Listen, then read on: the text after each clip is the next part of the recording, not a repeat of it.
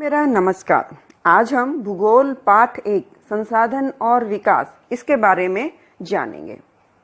आइए सबसे पहले समझते हैं संसाधन क्या होते हैं, कि संसाधन का क्या मतलब है। तो संसाधन हमारे पर्यावरण में उपलब्ध प्रत्येक वस्तु जो हमारी आवश्यकताओं को पूरा करने के लिए इस्तेमाल की जाती है संसाधन कहलाती है। परंतु ये इसकी एक छोटी सी परिभाषा है। अगर हम इसको विस्तृत रूप से समझें तो कोई भी वस्तु जो पर्यावरण में उपलब्ध है लेकिन वो हमारे लिए मूल्यवान है, मानव के लिए उसका उपयोग है, तो ही वो महत्वपूर्ण है। जैसे कि हम छोटे से उदाहरण से समझेंगे, सोना जिसको हम गोल्ड कहते हैं, जो कि काफी मूल्यवान है, जिसका सांस्कृतिक महत्व भी है।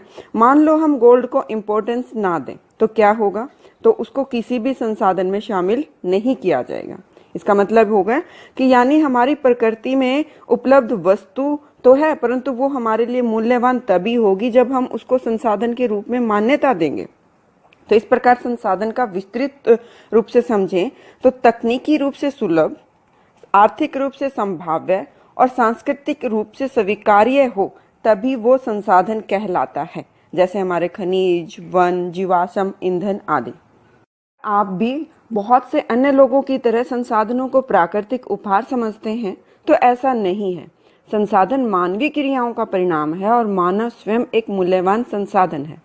तो कैसे मानव इन प्रकृति से मिली चीजों को संसाधन बनाते हैं, तो यहाँ पर टेक्नोलॉजी का इस्तेमाल करके वस्तु को प्रयोग में लाया जाता है। इसको हम उदाहरण से समझते हैं कि आप कभी दुकान से लोहा लेने नहीं जाते हैं, आप लोहे से बना सामान लेने जाते हैं, जैसे कि पाइप या साइकिल।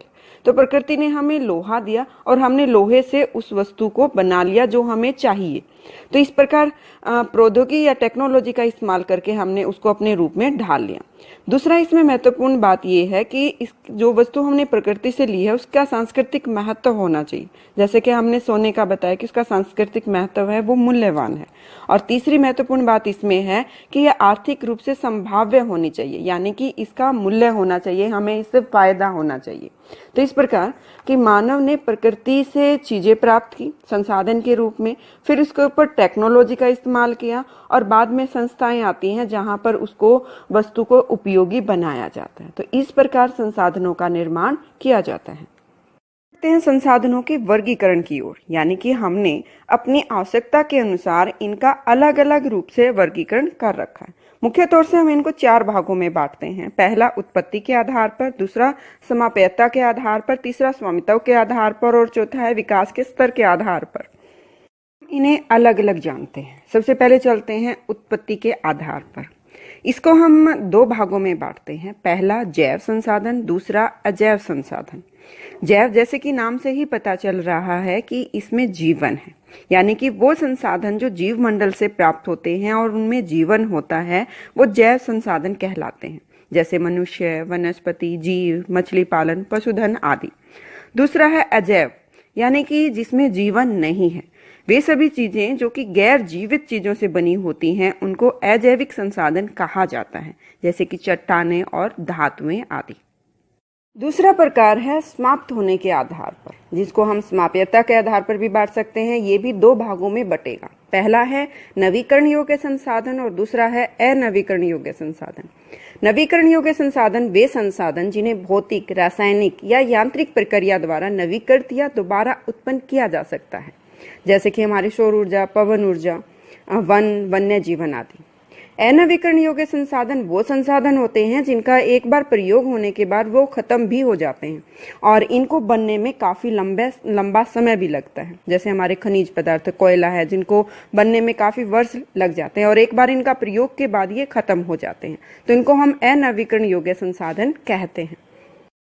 अगले प्रकार की ओर, वो है स्वामित्व के आधार पर। इसको हम 4 हिस्सों में बांटते हैं।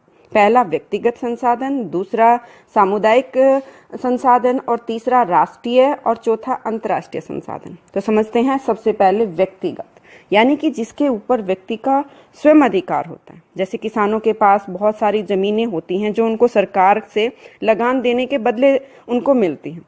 इसके अलावा बहुत सारे गांव के लोग भूमि के स्वामी भी होते हैं और बहुत सारे ऐसे लोग हैं जिनके पास अपनी जमीन नहीं होती है।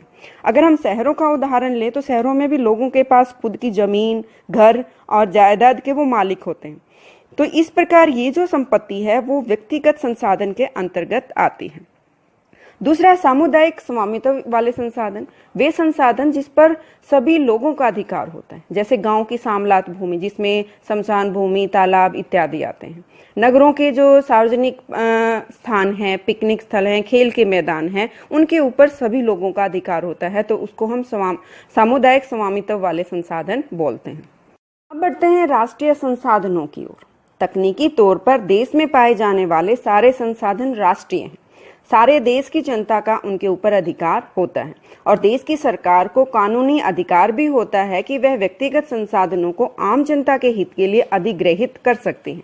आपने देखा होगा सड़कें, नहरें, रेल लाइनें व्यक्तिगत स्वामित्व वाले खेतों में बनाई हुई होती हैं। तो इस प्रकार सरकार ने उनको आम लोगों की पहुंच के लिए उनके ऊपर अधिकार कर लिया।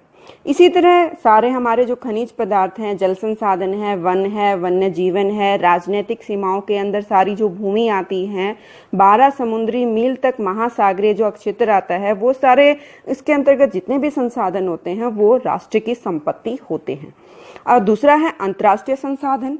अंतर्राष्ट्रीय संसाधनों पर किसी का अधिकार नहीं होता है। अब कैसे नहीं होता है कि कुछ सीमाएं होती हैं हमारी, जैसे तट रेखा से 200 समुद्री मील दूरी पर से जो परे महासागरीय संसाधन होते हैं उसके ऊपर किसी देश का अधिकार नहीं होता है और इन संसाधनों को अंतर्राष्ट्रीय संस्थाओं की सहमति के बिना उपयोग में नहीं लाया जा सकता है।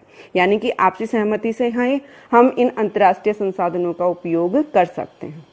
आते हैं आखिरी प्रकार के संसाधन, जिसको हमने विकास के स्तर के आधार पर बांटा है। इसमें भी 4 प्रकार होते हैं। पहला है संभावी संसाधन, यानी कि जिनकी संभावना है कि वो किसी देश में विद्यमान है परंतु उनका उपयोग नहीं किया जा रहा। क्यों नहीं किया जा रहा? क्योंकि हमारी टेक्नोलॉजी इतनी नहीं विकसित हुई है कि उसका हम इस्तेमाल कर सकते हैं। उदाहरण के तौर पर हम भारत के पश्चिमी भाग, विशेषकर राजस्थान और गुजरात में पवन और सौर ऊर्जा के संसाधनों की अपार संभावना देखते हैं, परंतु अभी तक उनका सही ढंग से विकास नहीं हो पाया। तो ये हमारे हो गए संभावी संसाधन। दूसरा है हमारा विकसित संसाधन। वे संसाधन जिनका मतलब विकास हो चुका है, उनका उपयोग की गुणवत्ता और मात्रा निर्धारित की जा चुकी है, उनको हम विकसित संसाधन कहते हैं। अगली श्रेणी है हमारी भंडार।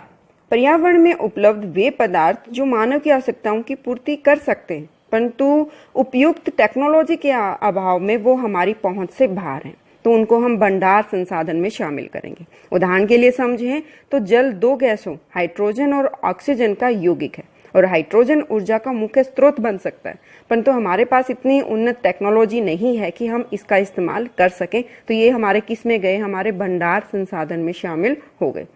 दूसरा है हमारा संचित कोष। ये भी संसाधन भंडार का ही हिस्सा है, परंतु यहाँ हमने इसका प्रयोग करने के लिए तकनीकी ज्ञान को विकसित कर लिया, परंतु हम इसका उपयोग अभी नहीं कर रहे हैं। क्यों नहीं कर रहे हैं? ताकि हम भविष्य में अपनी आवश्यकताओं की पूर्ति इसके द्वारा कर सकें। इसमें हम उदाहरण से समझे तो बांधों में हम जो जल इकट्ठा करते हैं या फिर जो हमारा वन है वो हमारे संचित कोष का उदाहरण है। तो यहाँ हमारे सारे प्रकार के जो हमने संसाधन हैं उनका वर्गीकरण कर लिया। इस प्रकार हमने इस भाग में जो हमारे संसाधन क्या हैं या फिर उनको हमने किस आधार पर बांटा है उसका वर्णन किया, और अगले भाग में हम इनका विकास देखेंगे, क्योंकि हमारे पाठ का नाम क्या है? संसाधन और विकास। और यहाँ पे कुछ सवाल आपको दिए हैं, अब उनके जवाब आपको समझने और देने हैं। धन्यवाद।